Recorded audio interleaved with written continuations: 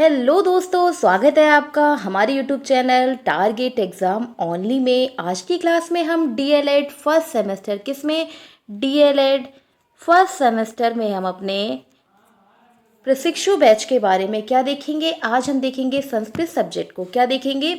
Sanskrit subject को देखेंगे। Class शुरू करने से पहले सबसे पहले हम अपने फ्री बैच के बारे में देख लेते हैं। हमारे फ्री बैच का नाम है डीएलएड प्रशिक्षु बैच। क्या नाम है? डीएलएड प्रशिक्षु बैच, जो हमारे YouTube channel target exam only किस पर?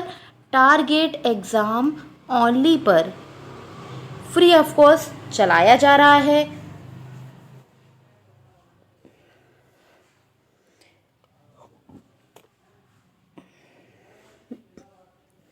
फ्री ऑफ कॉस्ट चलाया जा रहा है। इसमें हम क्लास देख लेते हैं कि कौन सा टीचर किस सब्जेक्ट को पढ़ाएगा। तो इसमें पहली क्लास होगी हमारी सुबह को 11 बजे हिंदी सब्जेक्ट की क्लास, जिसमें आपको काजल मैम हिंदी सब्जेक्ट को पढ़ाएंगी और उन्होंने हिंदी सब्जेक्ट का कंप्लीट सिलेबस करा दिया है। क्या किया है? उन्होंने हिंदी का कंप्लीट सिलेबस करा दिया है और अब इसमें आपको प्रैक्टिस कराई जाएगी और एक नए सब्जेक्ट की शुरुआत होगी। ठीक है। नेक्स्ट क्लास होती है शाम को 4 बजे संस्कृत की क्लास, जो मैं आपको पढ़ाती हूँ संस्कृत विषय को, जिसमें हमने संस्कृत सब्जेक्ट में हमने एक से लेकर 4 तक के सभी चैप्टर कर लिए हैं। 1 से 4 तक के सभी चैप्टर कर लिए हैं। अगर आपने मेरी क्लासेस नहीं देखी हैं तो मैंने क्लास के डिस्क्रिप्शन बॉक्स में लिंक डाल दिया है प्लेलिस्ट का। आप प्लेलिस्ट के माध्यम से सभी क्लासेस को देख सकते हैं। वो आपको फ्री ऑफ कॉस्ट हमारे YouTube channel target exam only पर मिलेंगी। ठीक है। और नेक्स्ट क्लास होती है हमारी शाम को 6 बजे गणित की क्लास, जिसमें रंजीत सर आपको गणित विषय को पढ़ा रहे हैं और उसमें उन्होंने थोड़ा बहुत सिलेबस है वो करा दिया है। ठीक है। उसमें रंजीत सर ने आपको थोड़ा बहुत सिलेबस करा दिया है। और आज से जैसा कि आपको पता होगा अभी डीएलएड सेकेंड सेमेस्टर और डीएलएड फोर्थ सेमेस्टर और फोर्थ सेमेस्टर के एग्ज़ाम चल रहे थे। ठीक है। एग्ज़ाम चल रहे थे जिस वजह से हम क्लास नहीं डाल पा रहे थे। ठीक है। और आज से हमारी क्लास जो होगी, आज क्या डेट है? आज है 10 अप्रैल है। आज से हमारी क्लास जो होगी वो कंटिन्यू होगी और इसमें हम क्या करेंगे? हम अपने डीएलएड प्रशिक्षु बैच को देखेंगे। क्या करेंगे? डीएलएड प्रशिक्षु बैच को देखेंगे, जो हमारा YouTube channel target exam only किस पर? टारगेट एग्ज़ाम ओनली पर फ्री ऑफ कॉस्ट चलाया जा रहा है। इसमें क्लासेस की पीडीएफ है, क्लास नोट्स हैं, सब आपको हमारे टेलीग्राम चैनल किस पर मिलेंगे? हमारा Telegram channel target exam only. हमारा टेलीग्राम चैनल का लिंक मैंने डिस्क्रिप्शन बॉक्स में डाल दिया है। वो आप ज्वाइन कर लें। पीडीएफ के लिए क्या करें? टेलीग्राम चैनल को ज्वाइन कर लें। किसको करें? टेलीग्राम चैनल को ज्वाइन कर लें। इसमें आपको सभी क्लासेस की पीडीएफ आपको फ्री ऑफ कॉस्ट प्रोवाइड की जाएंगी और क्लासेस जो हैं वो कंटिन्यू चलेंगी। हिंदी का सिलेबस कंप्लीट हो चुका है और संस्कृत के भी हमने 1 से लेकर 4 तक के सभी चैप्टर करा दिए हैं। उनमें हमने बेसिक से और बहुत अच्छे से समझाया है। आपने क्लास नहीं देखी तो आप क्लास देख सकते हैं और चैनल पर नए हैं तो चैनल को सब्सक्राइब जरूर कर लें और बेल आइकन को प्रेस कर लें, जिससे आपको हमारी क्लासेस के टाइम टू टाइम नोटिफिकेशन मिल सके। आप लोग न्यू हैं इसीलिए हम इस फ्री बैच को चला रहे हैं। हमें कोई आपसे फीस नहीं चाहिए। हम यही चाहते हैं कि ज़्यादा से ज़्यादा बच्चे इस फ्री क्लास का लाभ ले सकें और इसीलिए जुड़ना ना भूलें हमारा YouTube channel target exam only. किससे? इसीलिए जुड़ना ना भूलें हमारे YouTube channel target exam only. किस पर? टारगेट एग्ज़ाम ओनली पर जुड़ना ना भूलें। इससे ज़रूर जुड़ें। इसमें आपका कंप्लीट सिलेबस कराया जाएगा और फ्री ऑफ कॉस्ट होगा। जहाँ तक यूट्यूब चैनल वाले आपको 200 रुपये 500 रुपये में पेड बैच करा रहे हैं और हम अपने यूट्यूब चैनल पर फ्री ऑफ कॉस्ट सब कुछ देंगे, इसलिए आप टेंशन ना लें। और ये सिलेबस जो है वो विस्तार पूर्वक कंप्लीट कराएंगे, प्लस प्रैक्टिस भी कराएंगे। आपका एग्ज़ाम में एक अच्छा स्कोर हम बनवाएंगे, इसीलिए आपको क्लास तो देखनी पड़ेगी और अपने दोस्तों में शेयर भी कर दें, जिससे ज़्यादा से ज़्यादा बच्चे इस क्लास का लाभ ले सकें। तो शुरू करते हैं अपनी क्लास।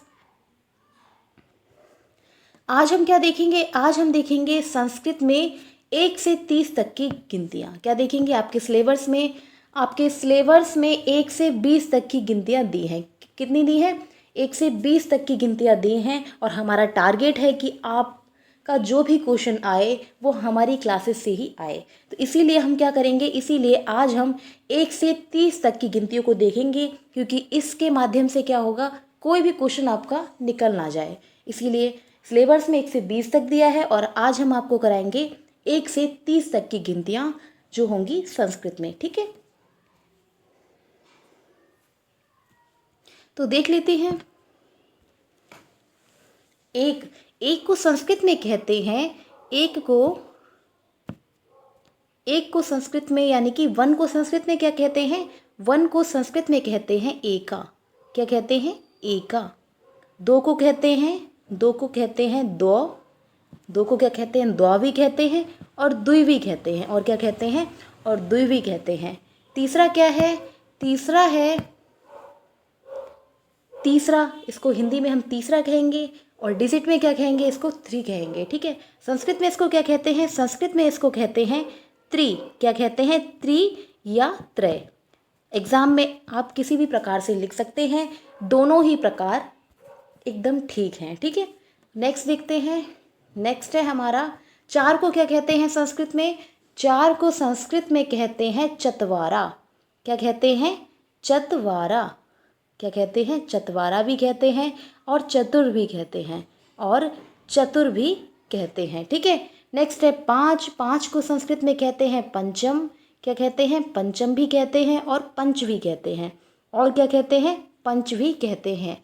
नेक्स्ट क्या है? नेक्स्ट है 6 को संस्कृत में कहते हैं, 6 को संस्कृत में क्या कहते हैं? षट कहते हैं या षट कहते हैं या षठ कहते हैं। क्या कहते हैं?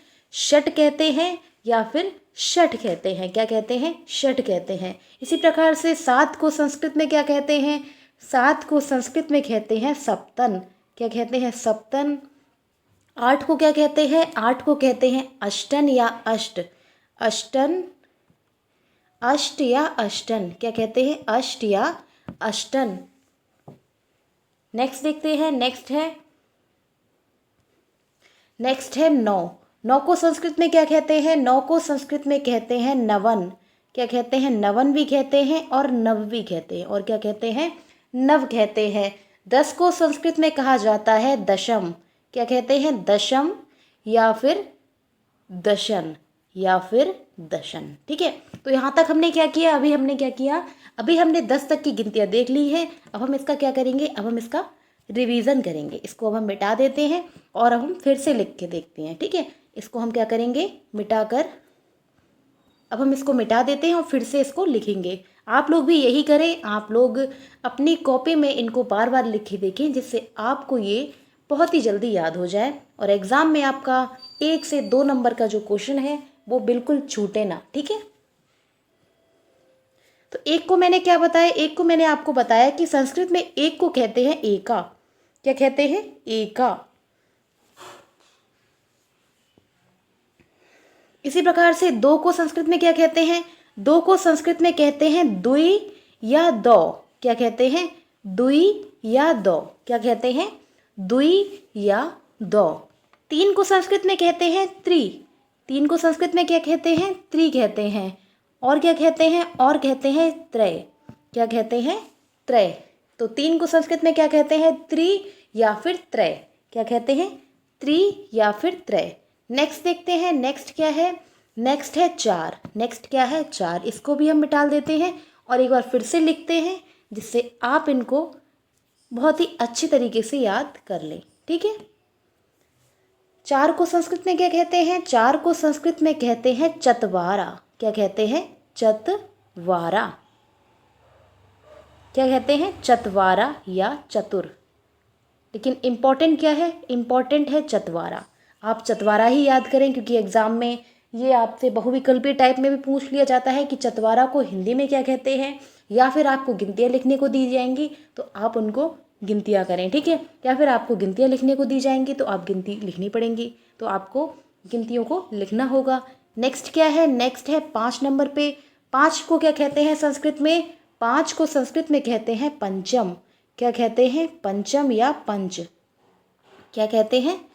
पंचम या पंच। नेक्स्ट क्या है? नेक्स्ट है 6।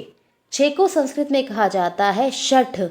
क्या कहा जाता है? षठ या षट या षट। क्या कहते हैं? षठ या षट।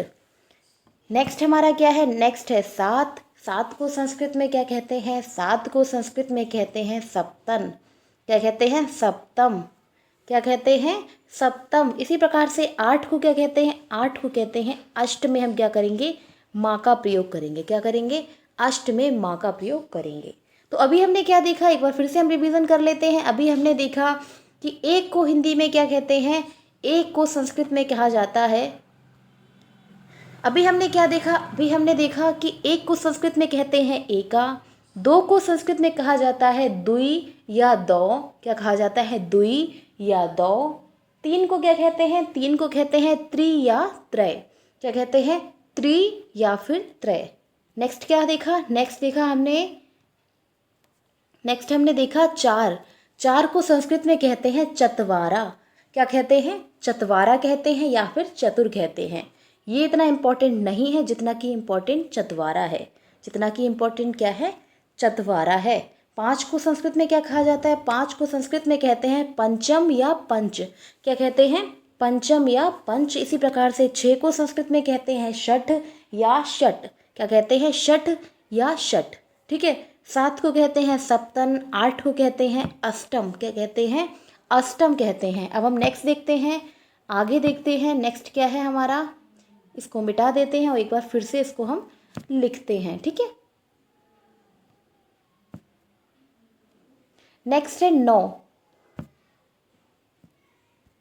नेक्स्ट है 9। 9 को संस्कृत में कहा जाता है नवम। क्या कहा जाता है? 9 को संस्कृत में कहा जाता है नवम। 10 को क्या कहते हैं? 10 को कहते हैं दशम। ठीक है। क्या किया हमने? नव और दश में क्या किया है? माँ का प्रयोग करके क्या किया है? इसका संस्कृत में प्रयोग किया है। तो 9 को क्या कहते हैं संस्कृत में? 9 को कहते हैं नवम। 10 को कहते हैं दशम। क्या कहते हैं? दशम या दसन। यहाँ पर माँ और ना दोनों होते हैं। ठीक है। दशन भी कहते हैं और नवन भी कहते हैं। ठीक है। क्या होगा यहाँ पर हम? ठीक है। दशन भी कहते हैं और नवम भी। ठीक है। तो आप ऐसे करके एग्जाम में लिख सकते हैं कि 9 को संस्कृत में क्या कहते हैं? नवम कहते हैं। 10 को संस्कृत में कहते हैं दशम या दशन। क्या कहते हैं? दसम या दशन। नेक्स्ट देखते हैं। नेक्स्ट है 11। 11 को संस्कृत में क्या कहते हैं? 11 को संस्कृत में कहा जाता है एकादशन। क्या कहते हैं? एकादशन। क्या कहते हैं? एकादशन।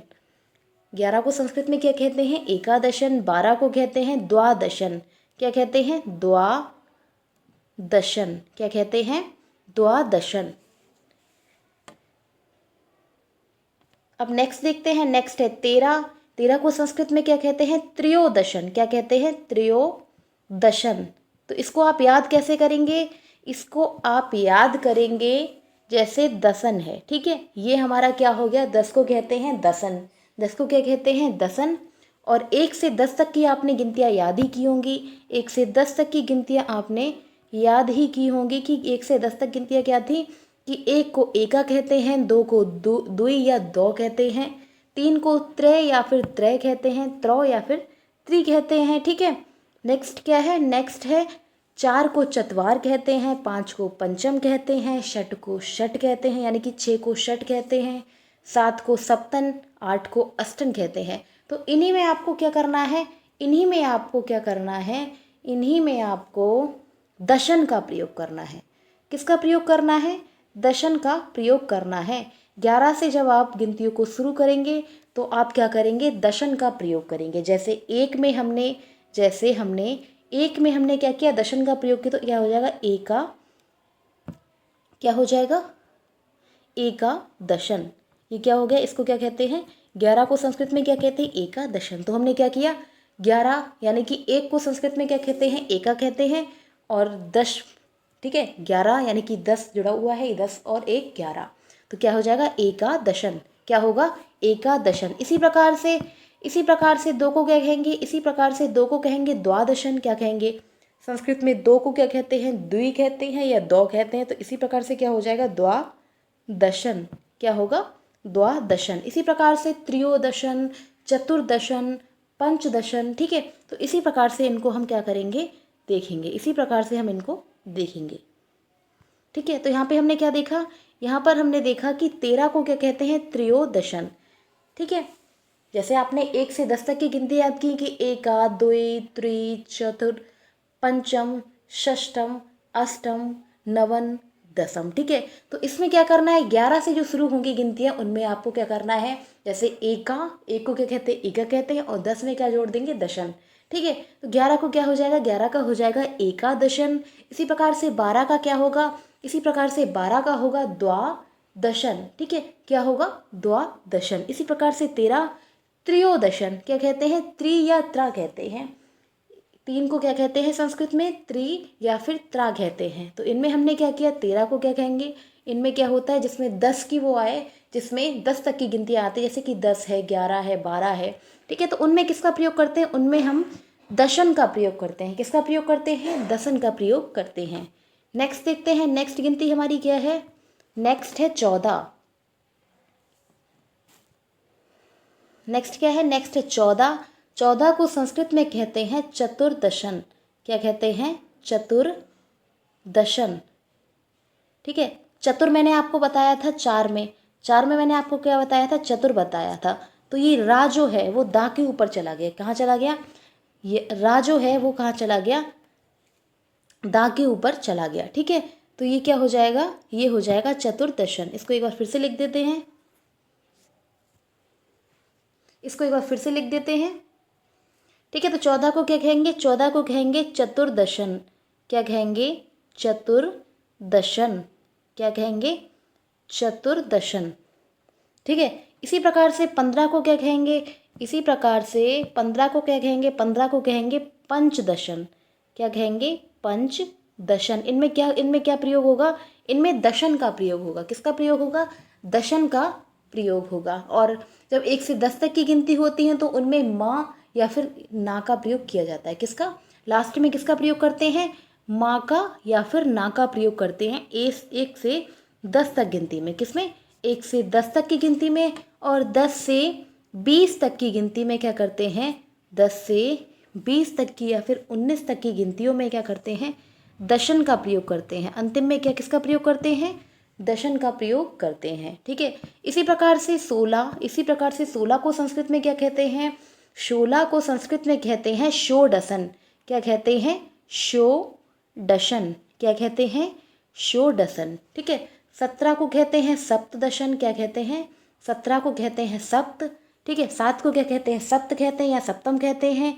ठीक है, और इसमें क्या प्रयोग हो जाएगा, इसमें प्रयोग हो जाएगा दशन का। किसका प्रयोग होगा, दशन का प्रयोग होगा। तो 17 को क्या कहते हैं, 17 को संस्कृत में कहते हैं सप्तदशन। 18 को संस्कृत में क्या कहते हैं, 18 को संस्कृत में कहा जाता है अष्टादशन। क्या कहते हैं, अष्टादशन। क्या कहते हैं, अष्टादशन। ये हमने समझ लिया है कि कैसे करके गिनतियों को हमें याद करना है, कि किस प्रकार से हमें गिनतियों को याद करना है। 1 से 10 तक की गिनतियों में क्या प्रयोग होगा, 1 से 10 तक की गिनतियों में अंतिम या फिर आखिर में किसका, ना या फिर माँ का प्रयोग होगा। किसका, ना या फिर माँ का प्रयोग होगा। इसी प्रकार से 10 से 19 तक में, 10 से 19 तक की गिनतियों में दशम का प्रयोग होगा। किसका प्रयोग होगा, दशन का या फिर दशम का। एकादशम, द्वादशन, त्रयोदशम। ठीक है, तो किसका प्रयोग होगा, दशन का प्रयोग होगा। किसका प्रयोग होगा, 1 से 19 तक की गिनतियों में, 10 से 19 तक की गिनतियों में दशन का प्रयोग होगा। अंतिम में किसका प्रयोग होगा, अंत में किसका प्रयोग होगा, दशन का प्रयोग होगा। और 1 से 10 तक की गिनतियों में अंतिम में ना और माँ का प्रयोग होगा। ठीक है, नेक्स्ट देखते हैं। नेक्स्ट हमारा है 19। 19 को संस्कृत में क्या कहते हैं, 19 को संस्कृत में कहा जाता है नवदशन। क्या कहते हैं, नवदशन। ठीक है, इसको अन्य नाम से भी जानते हैं और एग्ज़ाम में बहुत बार पूछा जाता है। ये काफ़ी इम्पोर्टेंट है, एग्ज़ाम में बहुत बार पूछा गया है कि 19 को संस्कृत में और किस नाम से जानते हैं, या फिर एग्ज़ाम में पूछा जाता है एग्ज़ाम में पूछा जाता है कि एकोन विशंति क्या है? एकोन विशंति, एकोन विशंति क्या होगा? एकोन विशंति किसे कहते हैं? एकोन विशंति किसे कहते हैं? तो आपको एग्ज़ाम में क्या करना, आंसर क्या देना होगा? आपको आंसर देना होगा कि एकोन विशंति 19 को कहते हैं, या फिर ऊन विशंति, या फिर ऊन विशंति। ऊन विशंति किसे कहते हैं? तो ऊन विशंति किसे कहते हैं? ये भी 19 को कहते हैं। किसे कहते हैं? ये भी 19 को कहते हैं। तो एग्ज़ाम में बहुत बार पूछा गया है, मोस्ट इम्पॉर्टेंट क्वेश्चन है कि संस्कृत के एकोन विशति को हिंदी में कौन सी गिनती का प्रयोग किया जाता है? हिंदी की कौन सी गिनती को एकोन विशंति कहते हैं या फिर उन विशंति कहते हैं? क्या कहते हैं? एकोन विशंति या फिर ऊन विशंति कहते हैं। तो आपको इसका सही आंसर होगा 19। क्या होगा? 19। 19 को संस्कृत में एकोन विशंति भी कहते हैं और ऊन विशंति भी कहते हैं। ये बहुत ही ज़्यादा इम्पॉर्टेंट है और आपके एग्ज़ाम में ये क्वेश्चन आ सकता है, बहुत ही ज़्यादा इम्पॉर्टेंट है, इसीलिए आप इसको स्किप तो ना करें। ठीक है, स्किप ना करें इस क्वेश्चन को। तो अब हम इसको मिटा देते हैं और इनको हम और गिनतियों को समझ लेते हैं कि किसको क्या कहते हैं। ठीक है, क्लास अच्छी लगे तो आप लोग लाइक भी करते रहें और अपने दोस्तों में शेयर कर दें। ठीक है, तो 19 को क्या कहते हैं? 19 को संस्कृत में कहते हैं नवदशन। क्या कहते हैं? नवदशन या एकोन विशंति, एकोन विशंति या फिर ऊन विशंति, या फिर ऊन विशंति। ठीक है, इसी प्रकार से 20 को संस्कृत में क्या कहते हैं? 20 को संस्कृत में कहा जाता है विशंति। क्या कहते हैं? विशंति। 20 को क्या कहते हैं संस्कृत में? 20 को संस्कृत में कहते हैं विशंति। क्या कहते हैं? विशंति। यहाँ पर विसर्ग जरूर लगाएं क्योंकि ये संस्कृत है, ये हिंदी नहीं है। तो संस्कृत का एक यह पहचान होती है कि उनमें विसर्ग शब्दों का प्रयोग किया जाता है। किसका? उनमें विसर्ग का प्रयोग किया जाता है। नेक्स्ट क्या है? 21। 21 को संस्कृत में क्या कहते हैं? 21 को संस्कृत में कहा जाता है एक विशंति। क्या कहते हैं? एक विशंति। एक विशंति। जैसा कि मैंने आपको अभी बताया था, मैंने अभी आपको क्या बताया था? मैंने अभी आपको बताया था कि 1 से 10 तक की गिनतियों में दशन का प्रयोग करते हैं। लास्ट में किसका प्रयोग करते हैं? दशन या फिर दशम का प्रयोग करते हैं। किसका? दशन या फिर दशम का प्रयोग करते हैं। इसी प्रकार से 10 से 19 तक की गिनतियों में क्या करते हैं? 10 से 19 तक की गिनतियों में किसका प्रयोग करते हैं? सॉरी, गलत बता दिया है।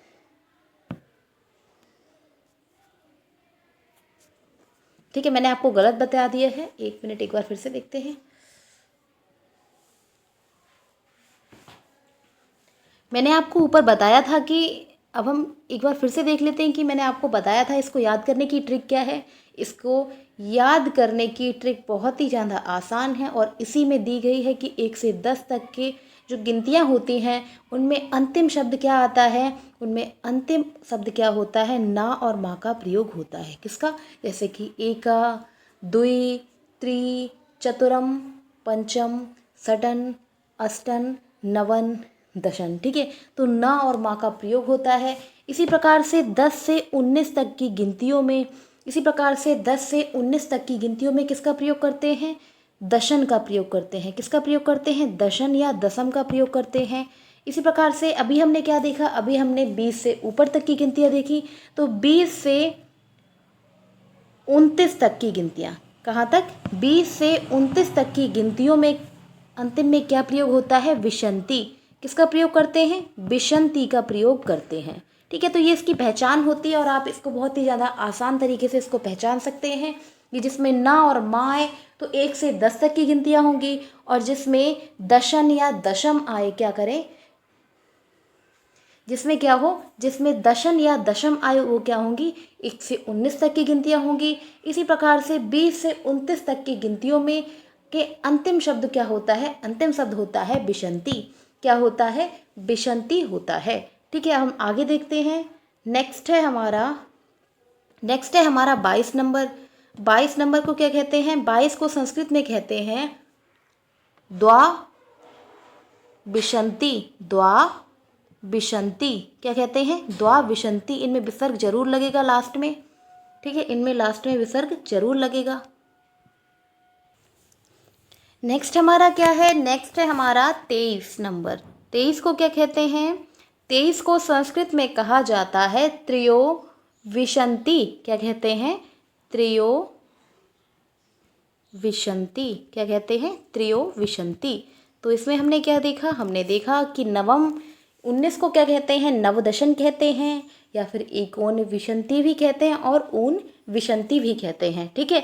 20 को क्या कहते हैं, 20 को कहते हैं विशंति। 21 को संस्कृत में कहा जाता है एक विशंति। 22 को संस्कृत में कहते हैं द्वाविशंति। और 23 को क्या कहते हैं संस्कृत में, 23 को संस्कृत में कहा जाता है त्रयो विशंति। क्या कहते हैं, त्रयो विशंति। अब हम नेक्स्ट देखेंगे, नेक्स्ट हमारा क्या है, अब हम नेक्स्ट देखेंगे, नेक्स्ट हमारा क्या है, नेक्स्ट है 24 नंबर।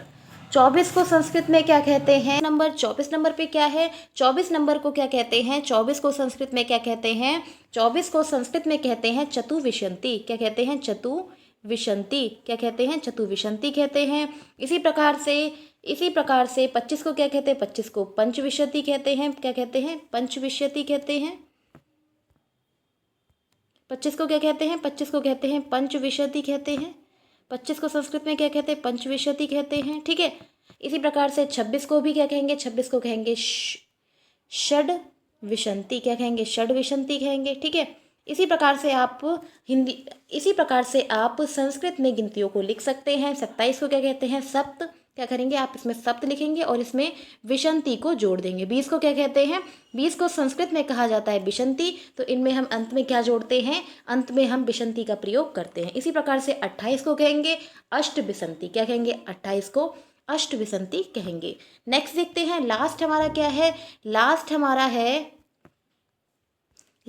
है 28 नंबर। 28 को क्या कहते हैं, 28 को संस्कृत में कहा जाता है अष्ट विशंति। क्या कहते हैं, अष्ट विशंति, ठीक है। क्या कहते हैं, अष्ट विशंति कहते हैं। 29 काफ़ी इंपॉर्टेंट और एग्जाम में पूछा जाता है कि 29 को संस्कृत में क्या कहते हैं। तो 29 के संस्कृत में 3 नाम होते हैं। पहला क्या होता है, पहला होता है इसको कहते हैं नव विशंति। क्या कहते हैं, पहला इसे कहते हैं नव विशंति, ठीक है। और क्या कहते हैं, और इसे संस्कृत में कहते हैं एकोन विशंति। क्या कहते हैं, एकोन त्रिशत। 30 को क्या कहते हैं, 30 को संस्कृत में कहा जाता है त्रिशत। क्या कहते हैं, त्रिशत। क्या कहते हैं, त्रिशत कहते हैं। तो 29 को 2 नाम से जानते हैं, 29 को नव विशंति भी कहते हैं और एकोन त्रिशत भी कहते हैं। क्या कहते हैं, एकोन त्रिशत भी कहते हैं। लास्ट हमारा क्या है, लास्ट है, इसको हम मिटा देते हैं, एक बार फिर से इसको हम लिख लेते हैं, ठीक है। 29 को क्या कहते हैं, 29 को संस्कृत में कहा जाता है नव विशंति। क्या कहते हैं, नव विशंति। और क्या कहते हैं, और कहते हैं एकोन विशंति। क्या कहते हैं, एकोन त्रिदश।